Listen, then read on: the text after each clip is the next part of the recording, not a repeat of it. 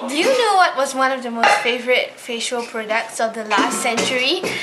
This! That's right, lard!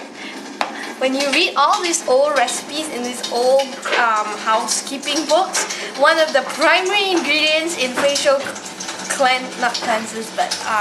facial creams and homemade stuff is actually lard. But thank goodness I'm not using that today. In Becca's Bakery, we're going to be doing 3 different kinds of recipes that I learned off the internet about taking care of your face and doing a facial. So we're going to start with a facial steam and a scrub and a mask, all of which are recipes obtained from the internet, all of which are using natural herbs and oils and things like that, and all of which are very simple, cost-effective and non-processed ways of taking care. We're going to start off with just some water in a pot. Now you can do this over the stove, you can do this in a rice cooker. That's what I'm going to do. I'm just going to open the rice cooker, I'm going to put this in, then this is to steam my face, but I'm going to bring it to a boil.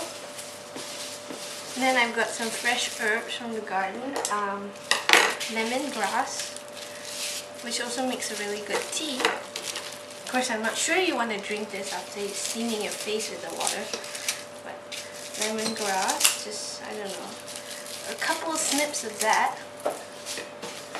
And then you have here screw pine leaves, which I dried a little bit because I plucked it the other day to cook with and needed a lot of it. So here you go, you have your lemongrass and your screw pine leaves, and you're just going to bring that to a boil.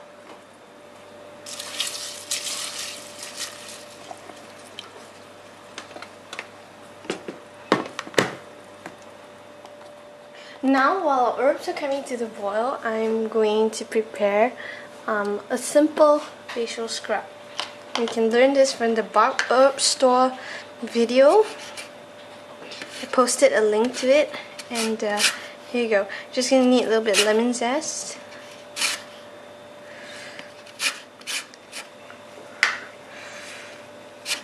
So half a lemon's worth of zest for one person. That's a lot of lemon zest. And then I'm actually going to grate in some coconut sugar, which is pretty good for a scrub. It's going to be a sugar-based. This is going to be a sugar-based scrub. So we have about maybe a tablespoon or more, just a little bit. And then I'm going to put in about a tablespoon of brown sugar. Again, you don't need a lot. Now I'm actually going to flavor this with eucalyptus oil. Now I don't have essential oil, but I have this eucalyptus distilled oil. It comes in a little bottle. It looks like alcohol. Just going to put a little bit of that in there. And it smells really strong. You can put a few drops of tea tree oil, since that's good for acne. Eucalyptus and tea tree are both good for acne, or for any kind of teenage facial problems. I'm just gonna generously put in some olive oil. You can do almond oil, vitamin E oil. You can do lots of different kinds of oils, but I'm going to do olive oil today because that's what is common. You can also put a little bit of coconut oil inside there. So you can just stir this up with your finger. And you can see the texture of it, that it's rough, it's grainy, and it's pretty good for one person. So maybe a little bit on the strong side. If you make for more people, you may not have so much lemon zest per person.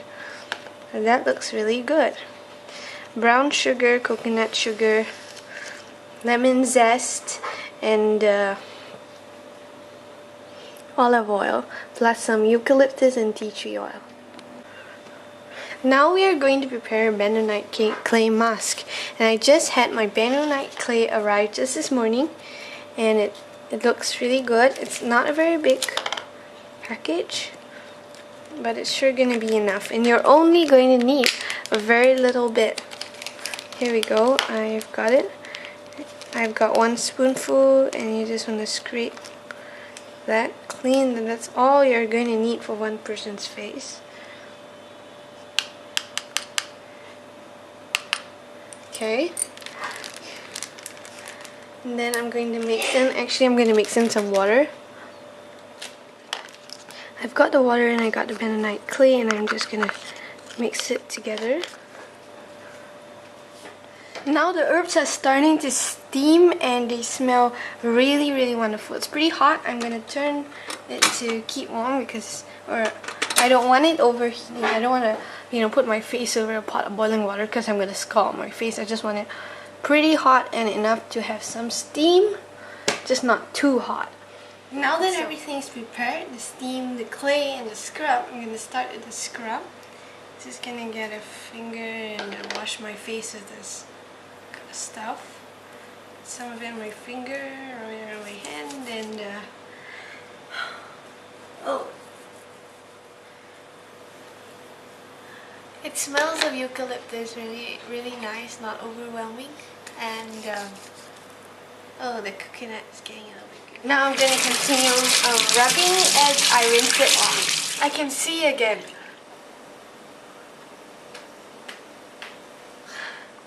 Can you see the steam that's coming out of here? Yeah, that's a lot of steam. I can see it. I'm not sure the camera can pick it up. Alright, now I'm going to see my face. I've got to turn off the heat and see that? You just want to wrap a towel around your head or shoulders and just put your face over it. And now that you have a well and truly properly steamed face, your pores are probably all opened, and if it's not enough, just open and then all the steam would come out. Yeah, just blow in. Because you don't have an expensive cosmetic steamer, just blow and let the steam go up on your face. Okay, I've got the bentonite clay. I am just moving it off the spoon. It's a little bit dry. I'm gonna mix it with the rest of the water in there. Yeah. Okay, it smells of tea tree oil. Great. Okay.